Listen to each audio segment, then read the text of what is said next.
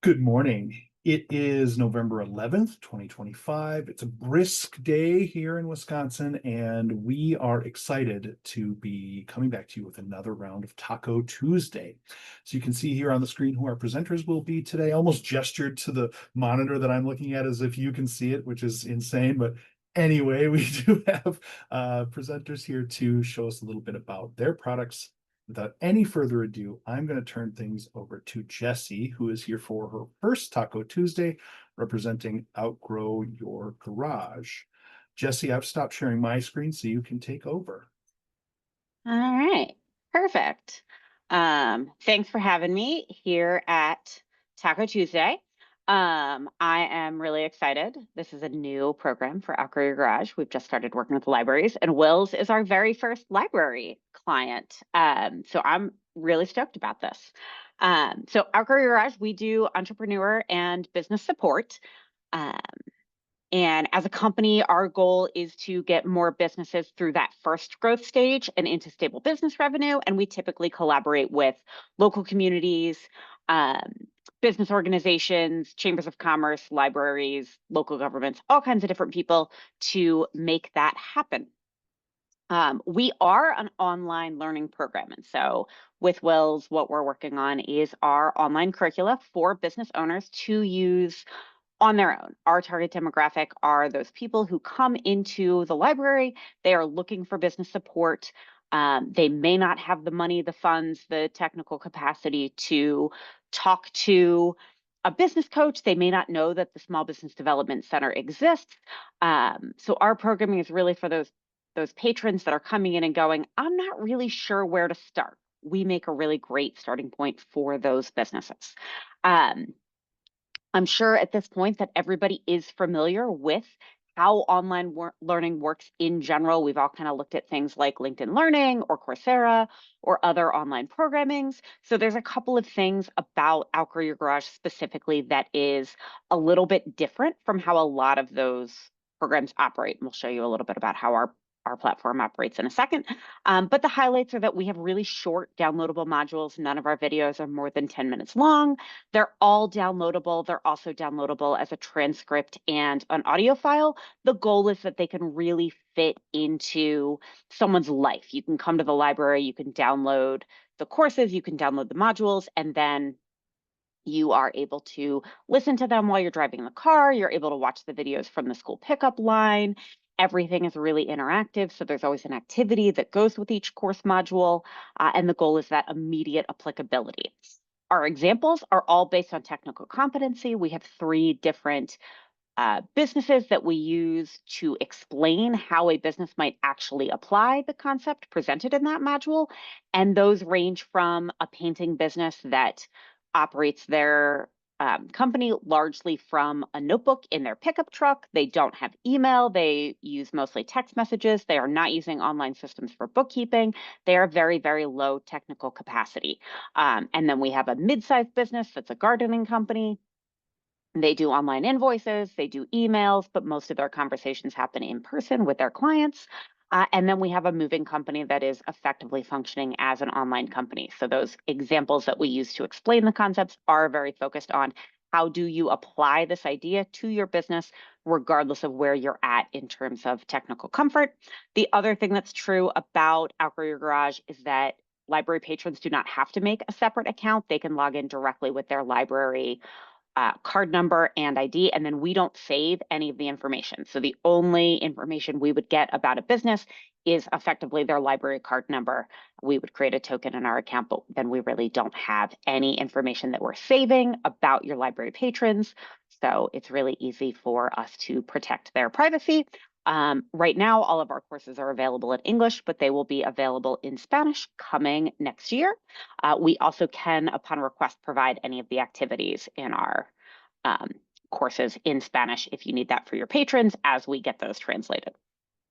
So when you log into our platform, this is a screenshot of what things look like. So you see you have that downloadable transcript, you can download the audio, you can download the video, and then everything is broken down into these little modules. The other thing that is true about Outgrow Your Garage is when someone is looking for the courses themselves, we have a flowchart, and the way the flowchart operates is someone is looking for, great, here are the courses that we currently have available. There are 8 of them. They cover operations and how to break down different concepts into a business.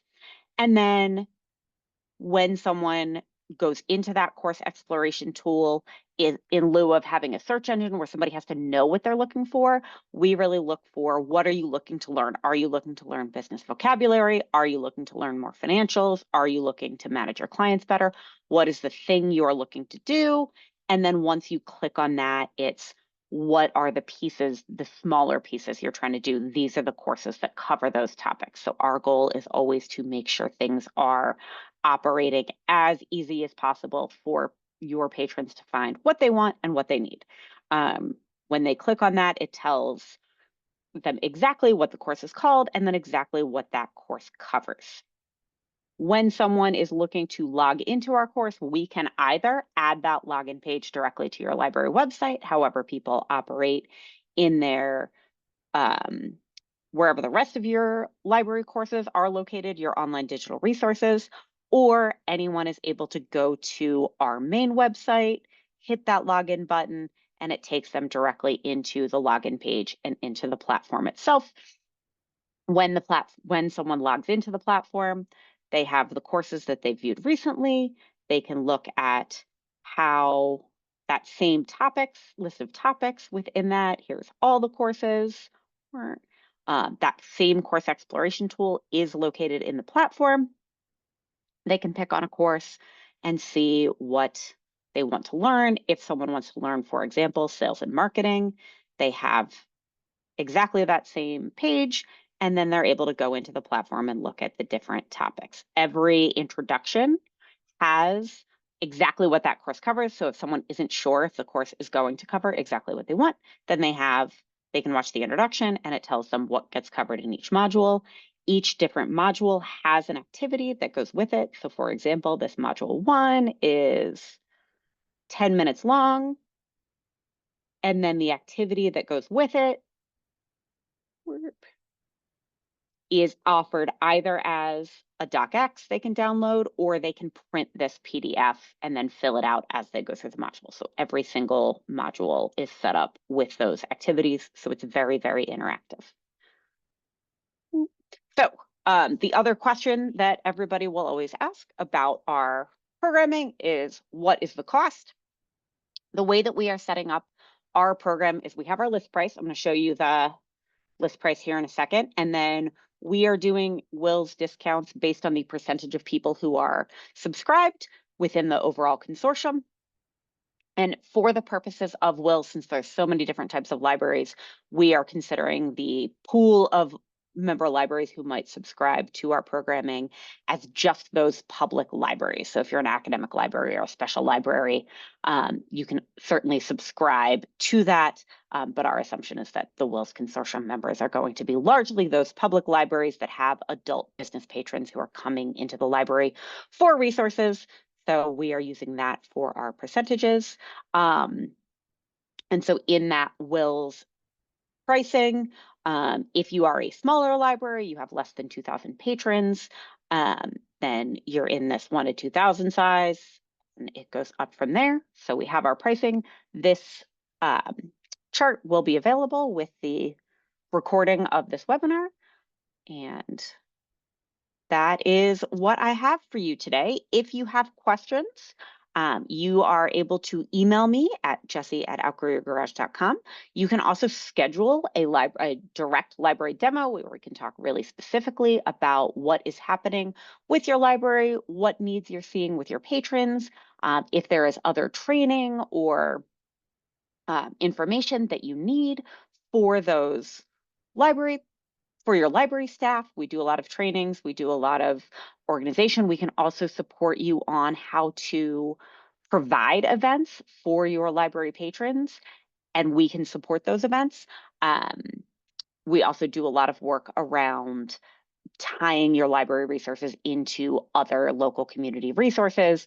For example, you might do something like bring in a local marketing and branding expert to come in and do a course that follows up on the Outgrow Your Garage programming, and you can tie those things together. So schedule a library demo if you want to talk more about that. We also have a community events calendar. And on our community events calendar, this has all of our upcoming events that are available to the broader public. All of the events on our events calendar are free unless otherwise noted. So we have cash flow for seasonal businesses that we're teaching for the Colorado SBDC later this week. That is free to anybody, anywhere, whether they're in Colorado or not. We also do on the second Tuesday of every month a free workshop for people who work with business owners. So the next one is on December 9th on business basics. So if you work with business patrons, but you don't have a business background and you want to know what is happening with those businesses and how you can better serve those patrons, then that is a great one to pop into and see what's what. So like I said, those are always free. And that is, we got a couple minutes left for questions if anybody has those, and I will also drop all of those links in the chat for you. Thank you so much, Jesse. Anyone who's here live, if you do have any questions for Jesse, feel free to put those into the chat. Jesse, I was just thinking that this feels like a really great resource, particularly, I don't know, my perception may be skewed, but my perception is that more and more people are rethinking working for someone else and like trying to figure out how to do their own thing, start their own business, and maybe they're in that garage stage and looking to make the next step, Yeah. right? One of the things we see that I think is really interesting as a culture is when we go through these periods of economic uncertainty, when we go through periods of depression or of recessions, when we go through times of great change, which we may have noticed is things that are happening all the time right now, people start businesses. And so as these types of mass layoffs that are happening that we're starting to see right now, we are seeing huge amounts of businesses start all over the place, particularly women and people of color, people who are neurodivergent, other people who typically don't fit super well into the overall employment structure, or people who have been historically discriminated against. Those are all the populations that we see starting businesses in massive numbers. The other place we see a lot of businesses starting is rural communities and smaller communities. I live in a town of 9,500, and so some of the way this program is designed is what do I see in my community needing programming that works and programming that's available offline and programming you can tie into your schedule and programming that works on computers that are very, very slow or don't have good internet access, or the internet access is good, but the computer is old, and making sure we're meeting all of those different technical needs that we see. That's fantastic. Well, I'm really happy to have Outgrow Your Garage kind of amongst the WiLS family of vendor partners, and looking forward to libraries taking advantage of the great offer. Oh, perfect. Thanks for having me. All right. Well, why don't we pop up my screen one more time just to get us ready for our next presenter. Again, if you if questions do occur to you, feel free to throw them into the chat for Jesse or for any of our presenters as we go along today. Coming up next for Taco Tuesday is Tim coming to us for a return appearance on behalf of ClickView Streamable Learning. Tim, are you ready to kind of take over? I'm ready to go. All right, it's all yours. All right.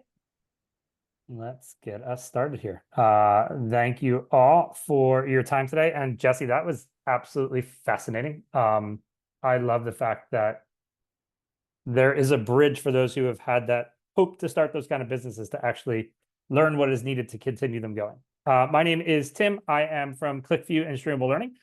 We have happily been a WiLS partner for the last, it is actually just about a year. And have gotten a chance to work with many great school librarians across the state of Wisconsin. And we are looking to continue to build our partnerships in the state, because it has not only been great to work with those districts, but we've actually learned so much from the librarians that we work with in terms of next steps for our product and just really refining to ensure that we're meeting what is needed. So thank you again to everyone in Wisconsin for your help. We are going to look at two products today. In the world of WiLS, these two products are sold separately. There is ClickView and there is Streamable Learning, and then they are also sold together as a bundle. So we have some districts that are just ClickView districts, we have some districts that are just Streamable districts, and we have some that have opted to use both.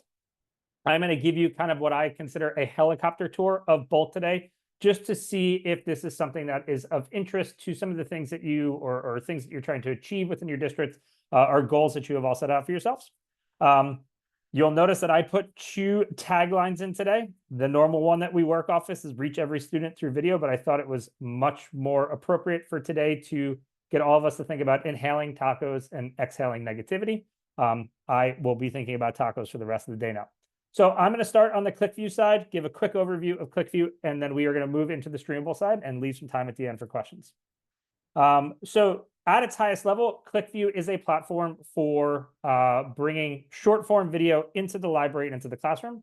We are big fans of the concept of interactive video. We actually think it's one of the most powerful tools that can be used within a school to get students to enhance their learning. However, the issue lies with finding the right video. It is a process that is harder than it should be. Librarians, teachers, instructional coaches spend much more time than they should in trying to find the right videos that are going to support and enhance the lessons that they are helping students get through. So that is why we built ClickView. ClickView was meant to do. Oh, sorry, I think you froze for just a moment there, or it might have been me. It could have been. Am I back? Yeah, I can hear you now. So please go on. Perfect. Sorry about that. So the goal with ClickView was to create a platform that made three things simple: the discovery of video, the fact of making video engaging. So how do we move students from sit and get to actually active learning via video? And then understanding the outcomes of what students did within interactive video. So let's take a look at those three things kind of separately. So discovering video. Every platform where there is video that is going to be used in the library or used in the classroom, everything needs to be easily discoverable. So at the highest level, you need a really good search engine. ClickView is built on a strong search engine: search by keyword, search by topic, search by Wisconsin standards. The concept is it's going to give you a list of every video that matches that standard, matches that keyword, matches that topic. And that's the way most of us worked. When I was a teacher, I unfortunately tended to be using a tool like this 20 minutes before I got to that class, and I was looking for that single video, and this helped me best find it. But it also gave me a list of things, and still can give you a list of things where I might not kind of get in and see the depth of what's in the platform. So what we're then doing is trying to get other people or different ways to think about discovery. One of those is by breaking everything down into subjects and topics. So we browse by topic. So a teacher, a librarian is going to go in and say, oh, I need something for my history class. I need something for my life science class. So what we're going to do is start to organize all of our videos against those subject areas. We divide the library into three: elementary, middle, and high school. It allows us to take the 10,000 videos that make up the library and organize them better. As an educator, librarian, instructional coach, teacher, you have the ability to bounce between each. If students are using this as a research tool, which it is a really good research tool, they will be sitting in the lane of their grade band, but any one of those educators can assign any video to students. The next level of that is, let's continue to go down. So educators are thinking about topics. So we want to think about topics. We want teachers to go away from, or librarians to go away from that singular search, I need XYZ for next period, and get them to think about that entire unit they're using. So we built out all of our subject hubs to have topics in it that are in those things that are a unit. So if I'm doing library skills, I want to have a topic that says library skills so I can see every video that's in there, and it's going to expose me to more of the videos that may be hidden from the long queue that comes from a search. And again, then it mines down into those topics. Very relevant. Today is Veterans Day. So you could look at things like Veterans Day, and if I go in and I bring up Veterans Day, it's going to bring up a topic page that is going to show every video that is related to Veterans Day, and it's going to map them along the right-hand side by guided questions, so I can go in and find the best ones for those students that I'm supporting in the moment. So where are those videos coming from? A few different places. One, we have our own production team, so we create hundreds of videos a year to fill gaps in the library. We always want our video library up to date. So if we see there are holes or changes in standards or new things that need to be taught, I said library skills, it's actually one of the ones that we are putting a big build in with influence from many of the Wisconsin librarians we worked with over the last year. It allows us to build those videos on our own. But then we are also licensing from all of those great video providers that you are used to getting video from. But what's happening via our licensing is we're bringing them in, we're aligning them to standards, we're vetting, we're kind of sorting and making it easier to discover. And this is a constant growing piece. We are now up to 246 education partners that we are working with, and that continues to grow. Modern, up-to-date library is what we're trying to put in front of educators and students. So now that we've found the right videos, well, what do we do with it? The concept of video is only powerful if it goes from being something that is sit and get, and we know that doesn't work, to something that is engaging and interactive. So in every video in the platform, educators have the ability to embed questions, 6 different question types. The top 3 auto grade, then you also have the ability to put in short answer, images and annotations being my favorite ones. If you've worked with an anchor chart, if you have a discussion board in class, you could load an image in of that. If you have the need to give extra stepping stones for students, you can add annotations in. So really making every video in the platform, K through 12, every subject area, something that can be interactive. You also have the ability to modify any video by clipping them. You can share by whatever system your school is using, making it easy to get these things into the hands of students. You can ensure that every student is going to have access, whether that is a language or a learning need. We are working on both sides of those things to ensure that we're making sure every student has that access they need. And then that last piece is understand. If we're putting out questions in an interactive format, they should come back to that educator that has assigned them in a way that they could see how students have done, so they can give that all-important shoulder time. So at its highest level, you have a platform that is constantly updated, constantly modern, with Wisconsin state-aligned standards, searchable by those standards, all grades, all subject areas. Every one of those videos can be made a part of active learning via those interactives. And if we're having students doing interactives, we're then able to get all those learning outcomes back via the dashboard, which is going to allow us to have that great shoulder time with students so that we can make sure that they are up to task, or that we can give them that extra round of support that they may need. Then on the other side is streamable learning. So if ClickView is short form, everyday video to drive research in the library, to support student learning in the classroom, streamable learning is bringing those kind of longer form video experiences to life, making kind of the library that hub of creativity, that hub of curiosity, that hub of discovery. So we like to think of what drove us to create streamable learning in this quote that I have on the screen. Not every student can visit a science museum, meet a working artist, or talk to a published author, but every student should have that opportunity. So we wanted to create a simplified platform that allowed us to bring experts from top-notch organizations in, so that your students can have direct interaction and learn with them and kind of enhance the learning that is going on within the school. So what is streamable learning? It is a platform that sits on ClickView. As I said, it can be done separately, but they sit on the same platform.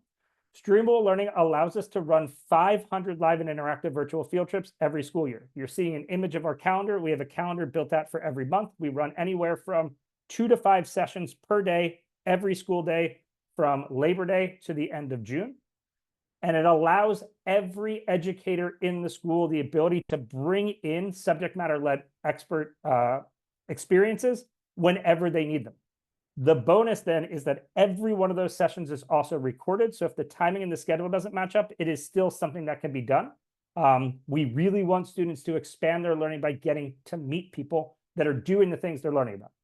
So some examples of that.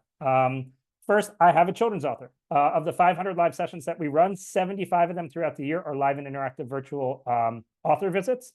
We run at least one a week for the entire school year.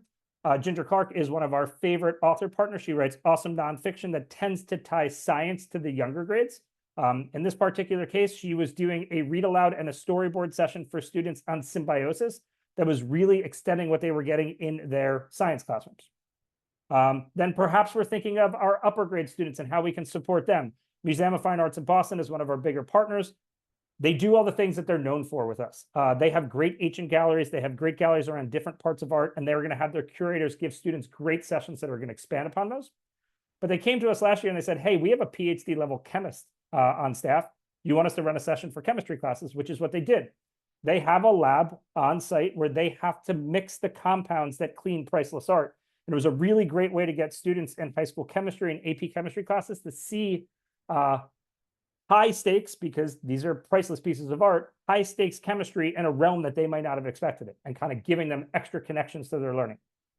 Or great STEM partners. Planet B is based out of Pennsylvania. They have an awesome pollinator garden, and they do cross-curricular lessons. In this particular one, they're introducing students to leafcutter bees, who build these amazing structures that are now inspiring engineers and architects. Great program for elementary students, getting them to understand where design comes from, if you could tie it back to nature. They also run a great cross-curricular session on social studies where they teach the students the concept of a census, and then they have them go outside the school and do a bug census of all the bugs that live on the property of the school.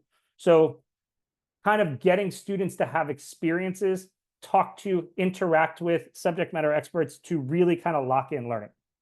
So at its highest level, you have two separate platforms that we're bringing forth. ClickView is that ad-free, standards-aligned interactive videos in every subject. Streamable learning is those live and recorded sessions with experts worldwide. Together, what they're doing is kind of touching on every point of applied learning. Can we have engaging instruction with real-world wonder? We are thankful to be working with a ton of Wisconsin districts on both of these products right now. But it is a journey that we want to take with more districts. We truly like to see ourselves as a partner. This is not just get a platform from us and then we see you next year around the renewal. We work day in, day out to support all of the districts we work with. Dedicated customer support team, customized professional development, diving into PLC meetings, working with library teams. We really want to make sure the districts we work with get the most out of this. Kind of in closing of that very fast helicopter tour, my contact information is in here. It is also on the WiLS site. And just to let you know, I will be out in Wisconsin twice in the upcoming months. I will be at Slate next month, and in the spring, I will be out at WEMTA, and look forward to the chance to meet any of you in person.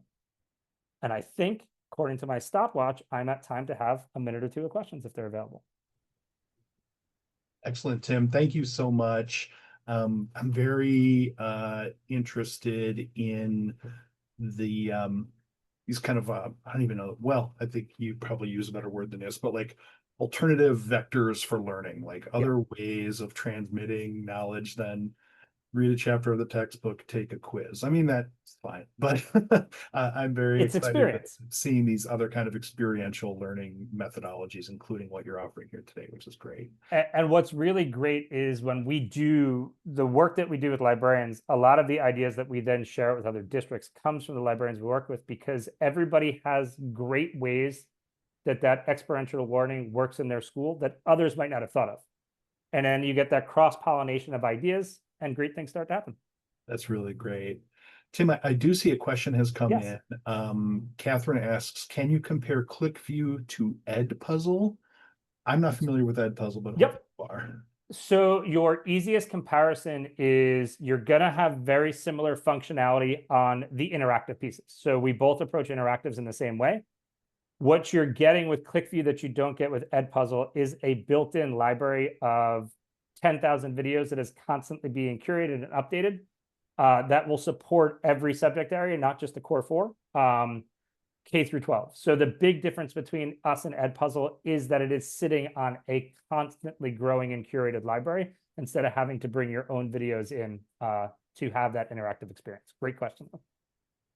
Thank you so much for that, Tim. Yeah. And thanks for joining us for Taco Tuesday. Not a problem. It's always a pleasure. Thank you. Okie doke. We have our next presentation. Joining us again for another Taco Tuesday is the crew from LibraryPass, here to talk about Comics Plus. Alex and Beth are joining us today, and I think I'm ready to pass things over to you. Alex, will you be taking over? I will. Thank you, Jeff. Let me get my screen pulled up here. So my name is Alex Burnsides. I will be serving as today's tour guide, so to speak. And I'm also joined by my colleague, Beth. If you want to introduce yourself real quick, Beth. Hello, everybody. Beth Palace. So I am going to be our MC for today's proceedings. Beth is going to be your point person moving forward. If you need more information on your, bespoke price quote for your school or library, questions about authentication, all of that fun stuff, Beth will be your go-to gal. For now, to get started, for those of you who are not familiar, we are here with LibraryPass to talk about Comics Plus. Comics Plus is a digital collection of like over 24,000 comic books, graphic novels, manga, and picture books. Our access model is an unlimited simultaneous use access model, which means there's not going to be any limit on the number of copies of a specific book. You're able to implement things like community-wide programming, your book clubs, or like classroom instruction using these as supplements for whatever unit you're working on, whether it's like English language arts or other core curriculum. We've got tons of content to support that. And our pricing model is just a flat annual fee. So I always like to mention these things up front because they tend to be the most important when you're evaluating or considering a new resource. With Comics Plus, even with that sort of all-you-can-eat buffet model, your price is never going to fluctuate. It makes it extremely easy to budget and to plan for, because that price is not going to vary depending on like anything like cost per checkout. You just have your flat annual cost. You pay it every year, you renew. It makes it nice and easy to add to that line item without any surprises. So now that we've gotten some of the nuts and bolts out in front, I wanted to, with with their indulgence, I hope, do a little bit of a thought experiment on Comics Plus or comics rather, as a medium, and how it can really support some of our struggling or reluctant readers and help support students, help bridge some achievement gaps and things like that. So I'm starting here under the assumption that a majority of us on this call are not native Spanish speakers. This is a clip or a quote from one of our titles by Max Axiom. It's a STEM series, nonfiction, available in its entirety on our platform. This is one of the versions that is in Spanish on the platform, and I took 8 years of Spanish. I'm going to go ahead and just read this. Think about, how much you can connect to the information, how much you can glean from this. So, en la mayoría de los ecosistemas, los consumidores comen una gran variedad de alimentos. Sus cadenas alimentarias se conectan para formar una red alimentaria. So, having taken 8 years of Spanish and having done this exact demonstration multiple times on meetings such as this, there's a lot of words I don't recognize. There's a lot there that I am not gleaning information from. And we think about students who might not speak English as their first language, or who might not have a strong foundation of their literacy building blocks from their education for a number of different reasons. And those students oftentimes are being left behind in some of their studies. They're not able to take some of the just basic information and turn it into sort of the critical thinking piece. And so without that reading comprehension, it's hard to get to the next step. And so using a visual medium for more common curriculum, classroom use can really help meet some of those students where they are. So now I'm going to flip to the actual segment from the book.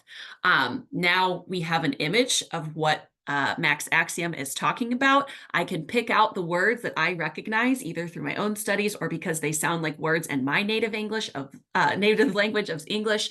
And I also have the context of these images. So even just looking at the picture, if I didn't know a single word that is on this page, I can tell this is probably about food change and food chains and ecosystems.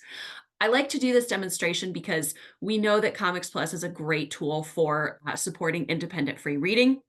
We know that our target demographic of readers tend to be really big fans of this medium. Our manga readers who Voracious doesn't really even cover it. They could blow through 92 chapters of one series, and nobody has the shelf space or really the budget to accommodate something like that in just physical books. And so to have a digital supplement like this with an access model that is truly unlimited, it can really benefit not only those strong readers who love these series and love these mediums and are familiar with them already, can also be a great teaching tool to support the entire school and the entire community through your library's programming. So we work with both public, K-12, and I guess as a third, academic libraries. So I think hopefully covers the scope of most WiLS members here. And I want to talk about some examples of how we work with some of our library partners. So one of the ways that we kind of just highlighted is bridging achievement gaps. So having content that is age appropriate and that is of interest to readers, that also has sort of the visual support and context. For some of those who are still building their confidence, nobody likes to do something that they're not good at. So to have the images can be really helpful for those struggling readers. I want to highlight this classroom connections piece. So we talked about how this medium can be a really powerful classroom tool. And if your school is not already doing that and you don't already have educators on staff who are comfortable doing that, sounds like a lot of legwork. Beth and I are lucky enough to work with some brilliant former school librarians who actually were some of our first Comics Plus customers in school libraries. And they've put together this really incredible and constantly growing library of classroom connections. So we take content that is on Comics Plus. Let's use incorporating graphic nonfiction as an example. They map Comics Plus content to core curriculum standards to kind of help bridge the gap to say, this is a thing that you are already paying for, and here's how it can support the rest of your school, not just your comics readers that you're trying to support in the library. And so there's tons and tons of topics here, from nonfiction, like we just looked at with Max Axiom, to like using folk tales and legends and myths as narrative tools, all kinds of different connections here with links out to titles that are available on our platform. One in particular that I like to show, just to hop into the platform here, is this Black Heroes of the Wild West. So this is a nonfiction social studies title.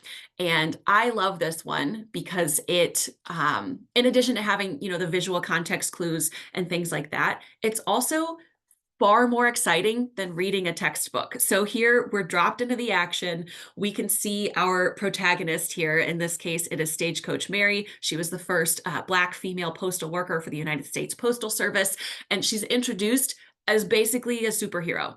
We have the onomatopoeias and the action and the wolves. We're learning about who Mary Fields is in this really like action-packed jump-in way. And then we start to get some history about her. So in addition to the visual, appealing nature of something with illustrations, the way that it's written in sort of comic book format takes this real person's story and the importance of it and how we can apply it to why it's important to know about these folks and about their history, and makes it just a lot more fun to read. It takes something that could be considered like sort of a drag to read a history book, and it makes it really accessible and fun. So that is sort of one piece of it, is helping bridge those gaps, not only for students who are struggling to read, but also, students who don't learn traditionally. I'm a very visual person. We have tons of literary adaptations like Shakespeare that trying to read Shakespeare, even though it is technically in English, was like reading a foreign language for me, and I needed it to graduate. English language arts was my #1 best subject in school, and I almost failed our Romeo and Juliet because I just could not wrap my head around what was happening. And so to have something like a graphic adaptation of classic literature can, again, really help students who just learn differently. So I also want to talk a little bit about promoting engagement. We've talked about the engaging nature of the content, in a classroom environment, but we also want to engage our community with public libraries through our programming. So we do have tons of picture books. I'm going to go ahead and pop back into the platform here to show one of these. This one is a personal favorite of my preschooler. It's called Cat and Dog. We actually learned about this from our local library branch. It was our family story time book that they read one week. And my son, who was like 2 at the time, he had very limited vocabulary, kept asking for the Cat and Dog book. And I could not make the connection what he was asking for. I'm pulling books off of his shelf. His entire room is a disaster. He's screaming at me. I'm trying to get him to settle down for bed, all because I cannot find the one book that we read at story time, 2 days prior. He remembered it. It stuck with him, and I didn't have it. I probably couldn't have even checked it out if I wanted to, because I imagine the library only had 1 or 2 copies on the shelves. The cool thing about using one of our picture book titles in your story times, either in a school library setting or in a public library setting, is that the image quality, it scans really well onto a larger, higher resolution screen. So if I zoom in here, we're not really going to lose, the integrity of the image. So it looks great on a big monitor or a projector. It also makes it more inclusive because we know those younger readers are really there for the images. That's what's helping them build the associations and turn them into strong and enthusiastic readers. But also, you pop a QR code up to this title at the end and say, hey, parents, we know that repetition is a big part of getting your young readers excited about reading. Check this out for free. All of you can do it. Not only is it helping you connect with your community and letting them take a piece of the library home, even if it's snack time and they don't have time to hunt for this one title on the shelves before they leave, narrowly avoiding a meltdown, speaking from experience, but also it benefits the library because you're getting that circulation and you're boosting those numbers. Any one of those families, whether you have 5 attendees or 20, can all check out this book and bring a little piece of that library magic home with them. So the last thing that I kind of want to talk about is, it looks like I've been signed out of Google, which is a really fun time for that to happen. This happens occasionally. It's never happened in the middle of a presentation, but it looks like we're back in business here. On this page, I have links out to the classroom connections that I showed you. We also have tons of great resources for other programming like book clubs. So this one primarily was developed because one of our library partners in California, they were seeking to reach adult readers and they wanted to start an adult comic book club. And our engagement specialist colleague, Joe, worked with them to come up with some good marketing, some good titles, some engaging questions. And from there, I think their first session had like 2 or 3 attendees.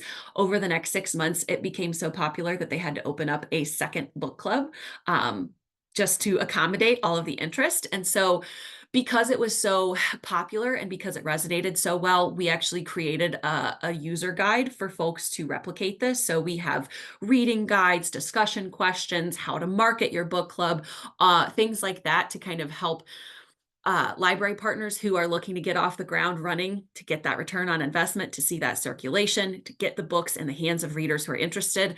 We've got a lot developed already so that you don't have to reinvent the wheel to market this platform to the folks who will be interested. Last thing that I wanted to show are our age guidelines. These are available publicly online. We recognize that the majority of our readers, or at least a very large amount of them, are going to be younger readers. And so we think it's important to provide transparency into how we've decided what content goes into which collection. You'll be able to read, who the reader is targeted from in this category, what format you'll find for them, the language in those books, as well as the Comics Plus collection you will find content for them in. This is all linked out from this slide deck, which I will share out, as well as a link to request demo if you want to check out some books, check things out on your own. I want to wrap up here just to say this is Beth's contact information. If you would like a custom price quote for your discounted WiLS pricing, please reach out to her. And then if anybody has any questions, it looks like we have 1 minute right down to the wire that I can answer those. Thank you so much, Alex. I'm always excited when you're here for Taco Tuesday.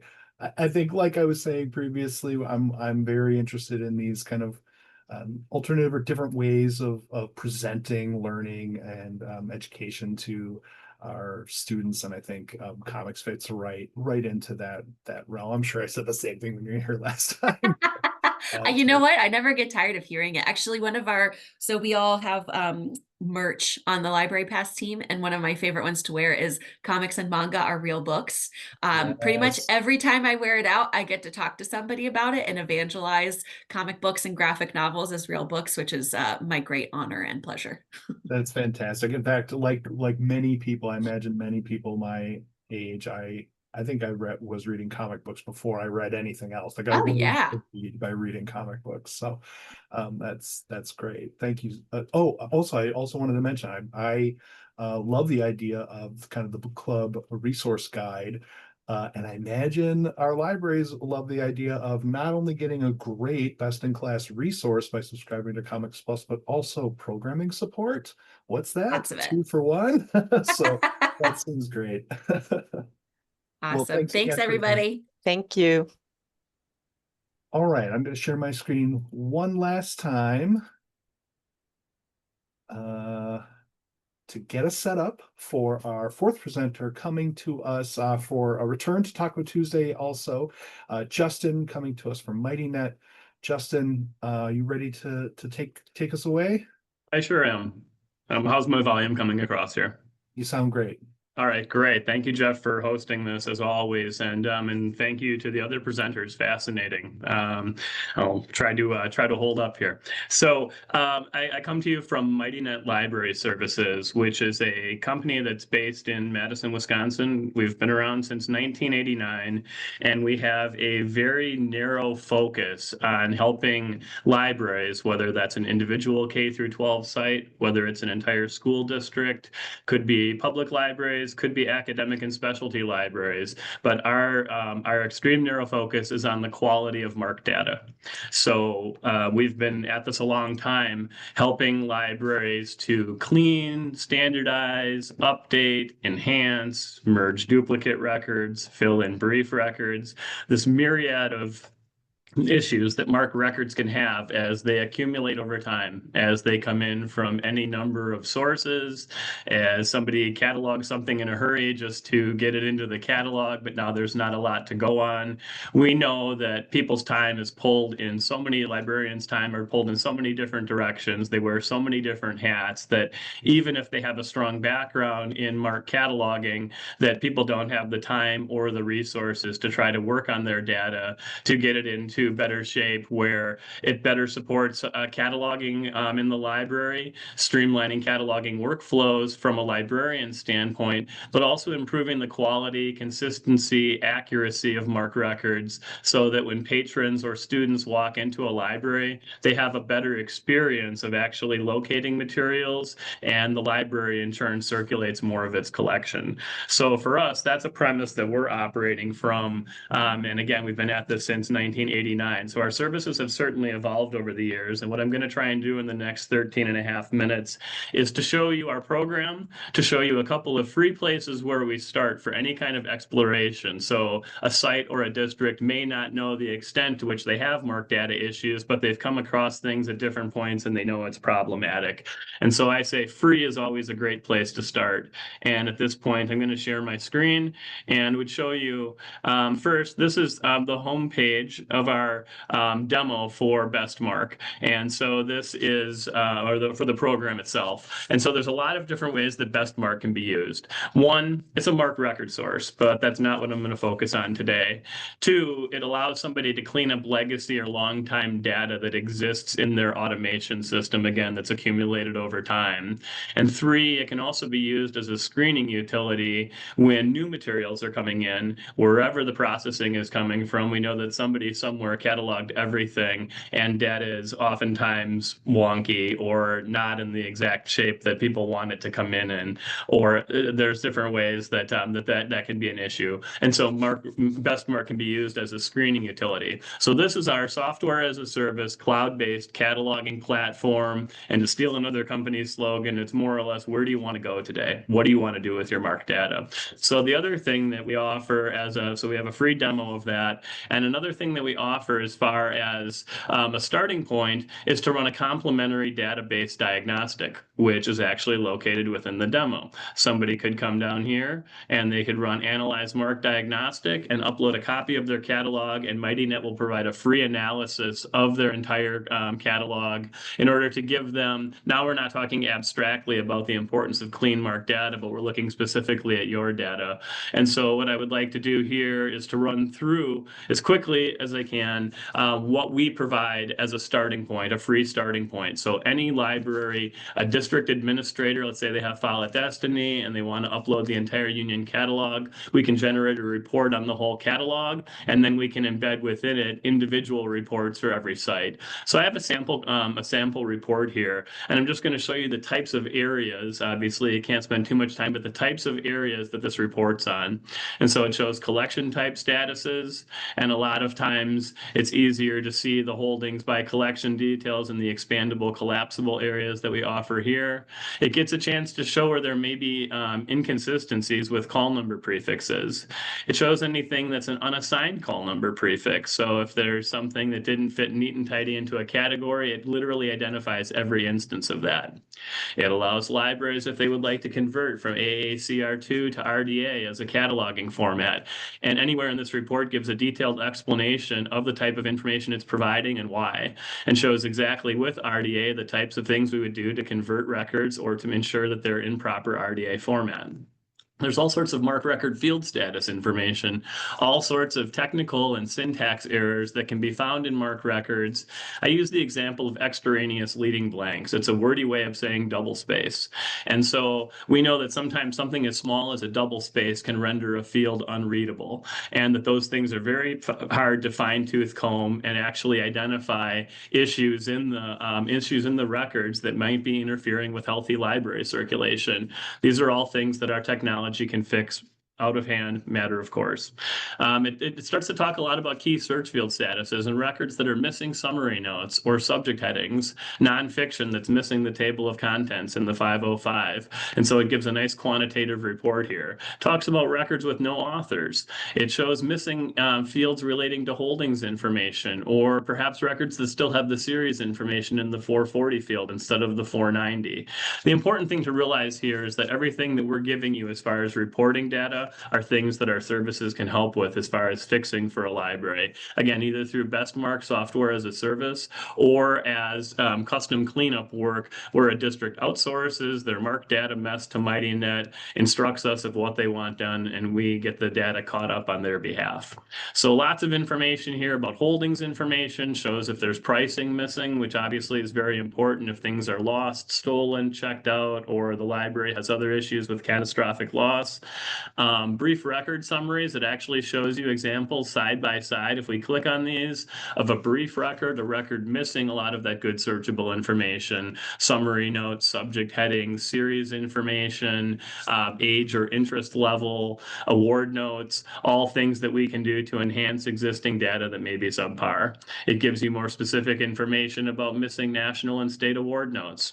It talks about subject headings and looking at obsolete headings, whether they're Sears, Library of Congress, or Children's Library of Congress, and making sure that archaic, politically sensitive terminology is not still present in your database. And again, something that we can accomplish either with best MARC software as a service or with full-blown cleanups. And there's all sorts of subject heading reporting data here. There are other subject statuses, perhaps juvenile fiction or juvenile literature in a K through 12 setting can be wording this off-putting to middle schoolers or kids at a certain age. Small things like that we've thought of where it's turnkey work for us to be able to clean that up for you.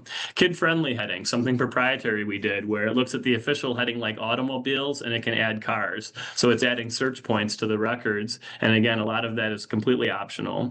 We also include reading program matching. So matching for AR, Fountas and Pinnell, Lexile, or reading counts. We pay handsomely for those subscriptions monthly to make sure that we're populating your information with the most accurate data. And the last area on the report has to do with duplicate records. And we know, especially with union catalogs, that these can really be an issue with people not knowing exactly where materials are located if duplicate title records have been created instead of copies being attached correctly. So this report is a really nice starting point at no cost. Again, can be accessed through the Best MARC demo. I'm going to pop back over to that, and I'm going to show you under our profile tab here in just a couple of minutes a lot of the things that we just saw in the report. So these are all things that are pre-built batch edits. So essentially, if you bring a batch of records in, it could be the entire catalog for Madison Metropolitan School District, customer of ours, and they use the program in order to maintain data integrity. It could be for a single campus, and you set up your profile of all of the work that you want it to do. So adding state or national award notes, we could add Wisconsin, we could add neighboring states, filling in brief records and how we would want to retain information from our original record, but fill in around it with a lot of that good meat of the record that's discoverable information. Which reading programs we want to use. Maybe Fountas and Pinnell is just for the primary and elementary schools. I could put in those codes and it would only apply to those to that level. Lexile could be district-wide. All of these are optional. The ability to perform RDA conversion like we saw in the report. Different aspects of record repair, all of this work to fix indicator errors, punctuation errors, everything automatically so that you don't have to sit there and know all of the rules and codes, but you want the data to be right. Updating subject headings, whether that's LC, Children's LC, or Sears. Different subject enrichment features that we don't have time to get into today, but we're constantly adding to the punching power of this program to be able to help with things that librarians may want to add as far as terminology to their database. Madison Metro was integral in that as far as this critical cataloging repository. If we want to keep redundant headings, remove juvenile fiction, etc., and then I save my options. Now it's informed the rest of the program, and I'm going to see if I can pull this off in about 2 minutes. But I'm going to go over to our Tools tab, which is where all of the magic happens. I'm going to select a new workflow, which is any combination of all of these turnkey enhancements with any global edits that I want to write or define, and as simple as click and drag or bringing them over. I can choose all of these. I can have it perform 7 or 8 functions in a single step. And I'm going to hit save. I'm going to name that just today's date. Save.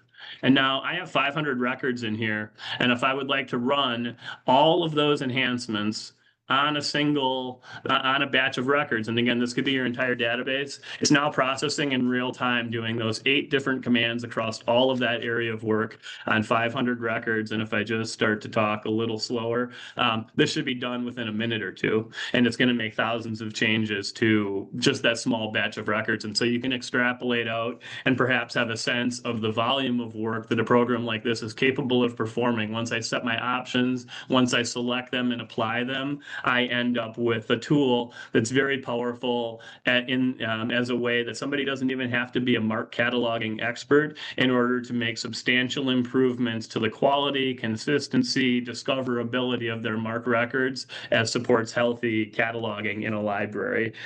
So again, we always say start with free. So that could be a free demo of BestMarc. It could be a free database analysis. We offer free webinars. Okay, there it finished. So it did that work in just a handful of, in a couple of seconds. Let me expand this so we have a little better view. And you can see across all of the areas based on what I chose, this is all of the work it was able to do in a matter of minutes. So that's BestMarc in a very, there's a lot more that it can do, but that at least touches on the idea that Mitinet realizes not everybody has time or expertise to try to work on their records and fine tune them. And so very quickly here, we give you the ability to generate a report to be able to know more concretely what issues you may have with your catalog or your district's catalog.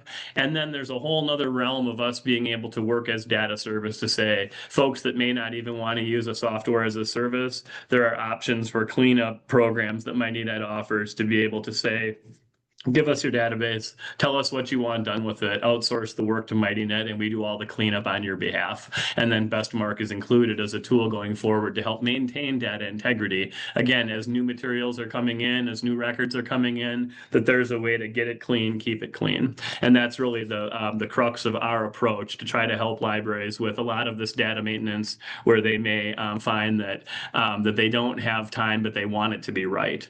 And that's really the basis of what we're trying to do here. And I'll bring open my screen sharing is paused while I would like to share very much. Thank you.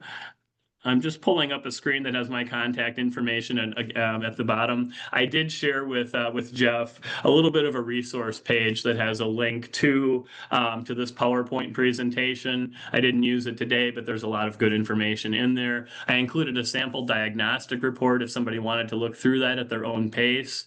Also some videos that we have for best work that kind of give a couple minute bite-sized chunks to be able to walk through and see some of the basic capabilities of the program.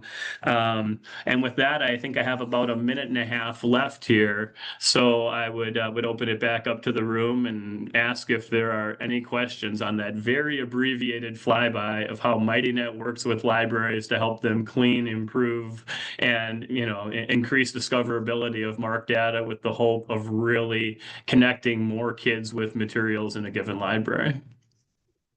Thank you so much, Justin.